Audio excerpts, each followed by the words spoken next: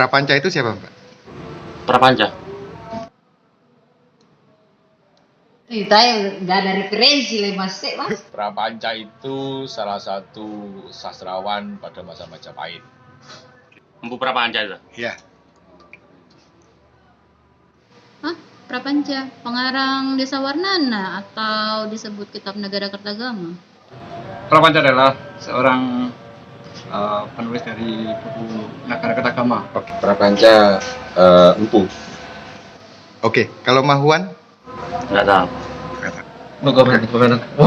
Mahuan adalah penulis dari Cina yang dulu mengikuti Cheng Hu ke Majapahit.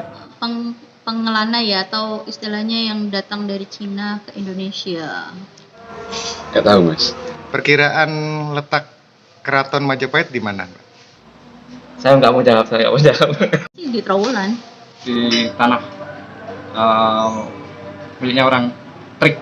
Itu ada di Trowulan, tepatnya berada pada area Desa Sentonorejo, Desa Temon, hingga wilayah Desa Kumitir. Sekitar Trowulan. Ya di sekitar wilayah Trowulan.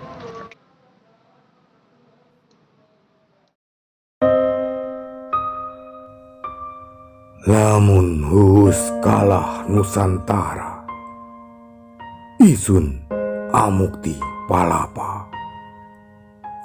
Lamun kalah Ring Gurun, Ring Seran, Tanjung Pura, Ring Haru, Ring Pahang, Dompo, Ring Bali, Sunda, Palembang, Tumasik, Samana, Isun Amukti Palapa.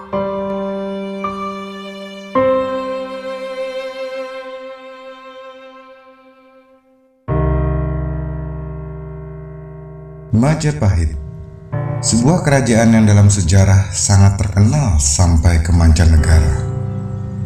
Berbagai bukti sejarah yang terus ditemukan hingga kini menjadi bukti jelas bahwa Majapahit memang benar ada. Namun upaya untuk mengungkap keberadaan dan kebesaran Majapahit ternyata tidak semudah seperti membalikan telapak tangan. Baru sedikit peninggalan Majapahit yang telah berhasil kita selamatkan dan kita lestarikan. Masih banyak bukti-bukti kebesaran peradaban Majapahit yang terpendam oleh bencana alam. Banyak juga bukti peninggalannya yang rusak, dijarah, dan disimpan sebagai koleksi, bahkan diperdagangkan ke luar negeri. Banyak pula cerita-cerita tentangnya yang disusun berdasarkan penafsiran bebas. Terlebih, banyak juga cerita disusun dengan bumbu-bumbu mistis yang goib. Tanpa sadar, semuanya seakan menjadikan Majapahit yang kita semua banggakan ini bagaikan negeri dalam dongeng.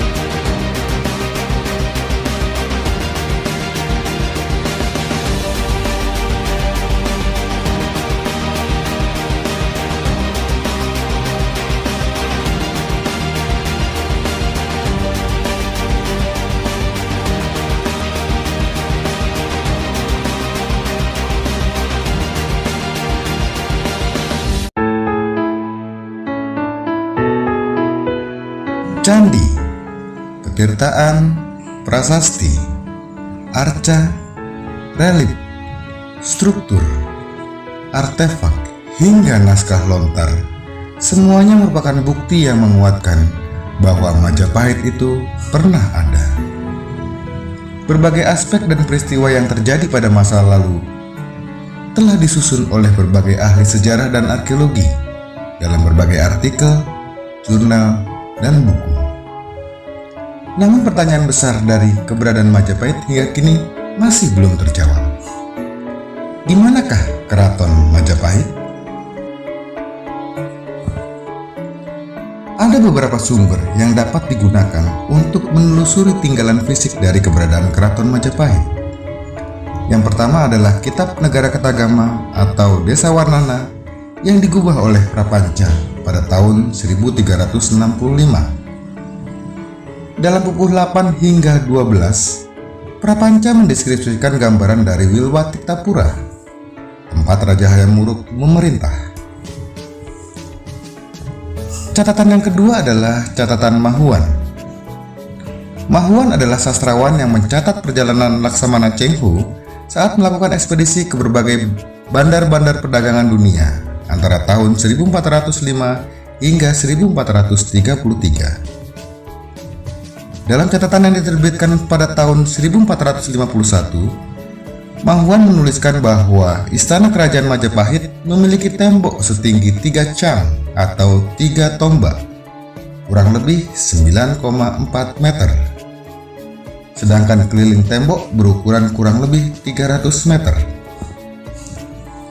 Namun pertanyaannya, apakah yang diceritakan oleh Prapanca dalam Negara Ketagama dan yang diceritakan oleh Mahuan adalah benar adanya? Ataukah yang ditulis itu hanyalah cerita dongeng belaka? Banyak ahli berpendapat bahwa jawaban dari pertanyaan itu ada di Trowulan. Di Trowulan ditemukan banyak sekali jejak-jejak peradaban masa lalu yang sebagian besar disusun dari bahan batu bata. Pintu gerbang, candi, sumur, umpak, lantai, berbagai struktur sisa pondasi, kolam besar, petirtaan, arca, serta jutaan pecahan keramik dan gerabah ditemukan di area seluas lebih dari 10 km persegi ini.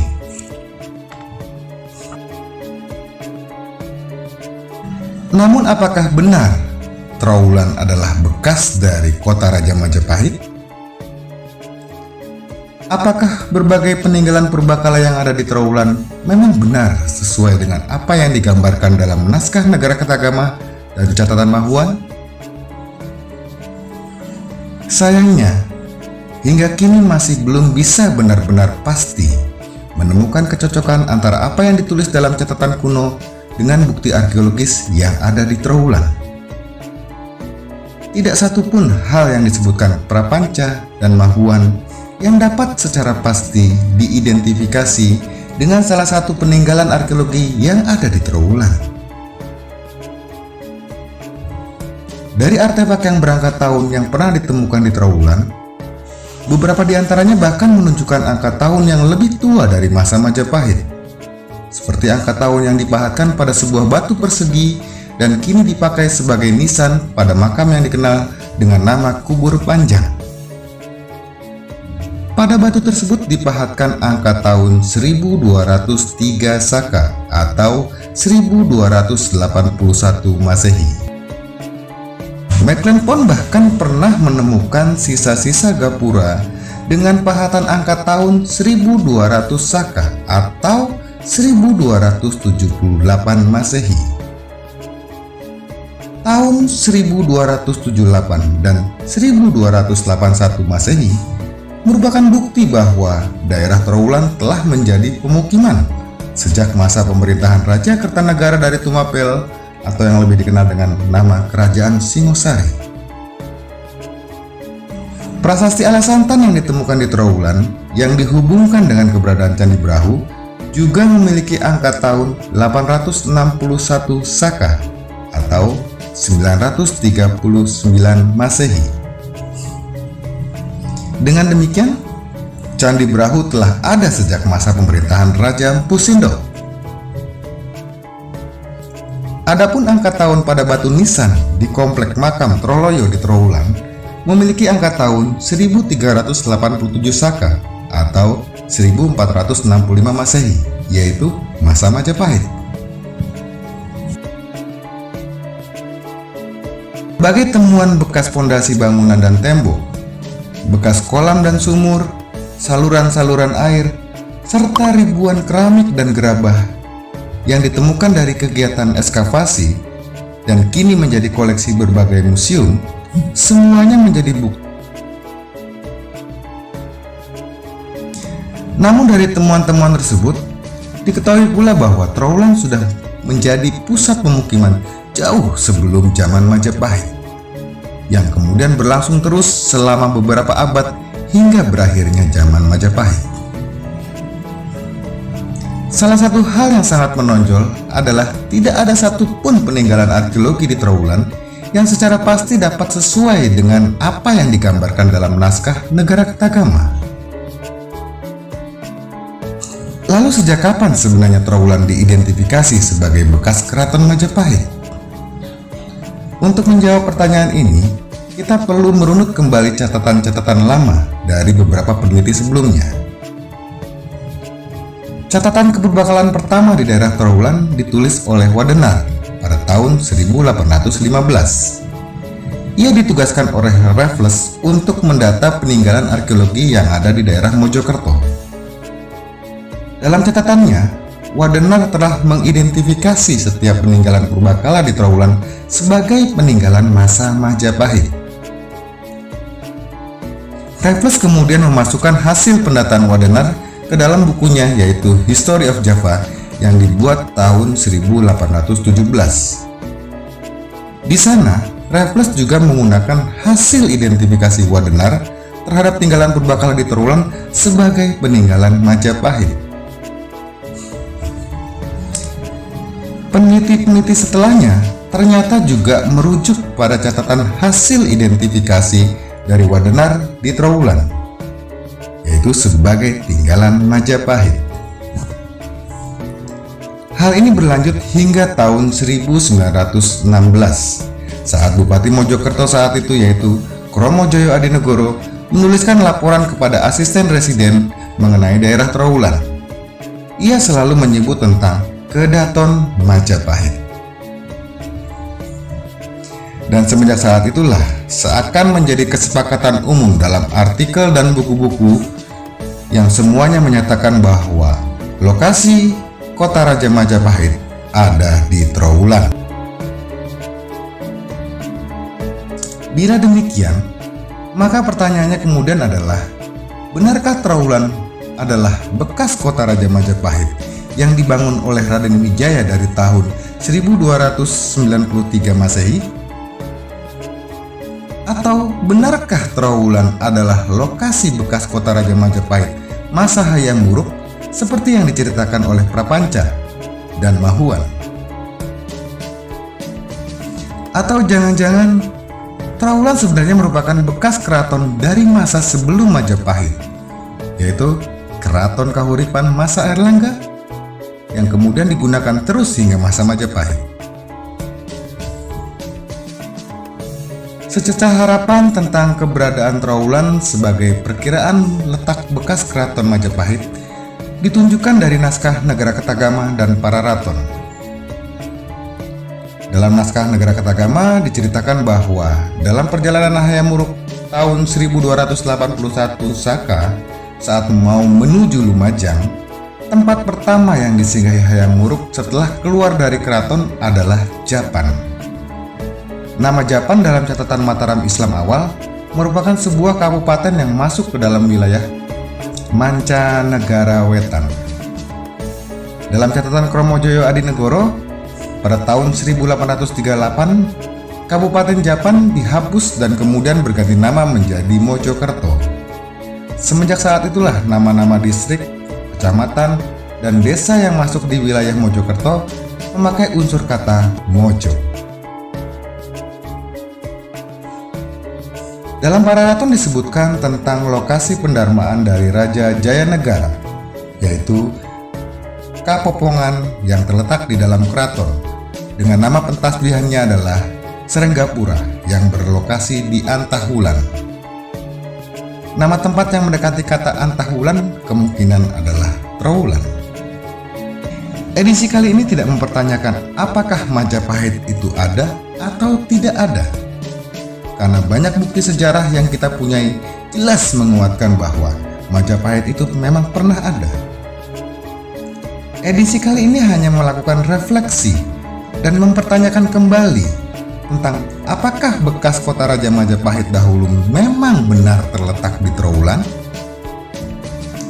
Ataukah ternyata selama ini kita sudah mengamini dugaan yang disusun di atas dugaan yang keliru? Dari sini kita belajar, merangkai sejarah masa lalu bukanlah pekerjaan yang mudah. Para ahli sejarah dan arkeolog pun harus dengan jeli dan tekun selama bertahun-tahun terus berusaha mengumpulkan kepingan-kepingan bukti sejarah dan mencoba merangkainya menjadi sebuah narasi. Menyusun hipotesis dan memunculkan berbagai pertanyaan baru untuk menguji kembali hipotesis yang telah ada, seiring dengan ditemukannya bukti baru. Dalam prosesnya, tentu saja dibutuhkan bantuan semua pihak. Menjaga agar bukti sejarah tidak ditafsirkan oleh pihak-pihak yang ingin mengaburkan sejarah bangsa kita, dan menjaga kepingan-kepingan bukti sejarah agar tidak rusak, hilang, musnah, dan bahkan kehilangan artinya. Tanpa itu semua, maka sejarah kebesaran bangsa kita di masa lalu hanya akan menjadi negeri di dalam dongeng.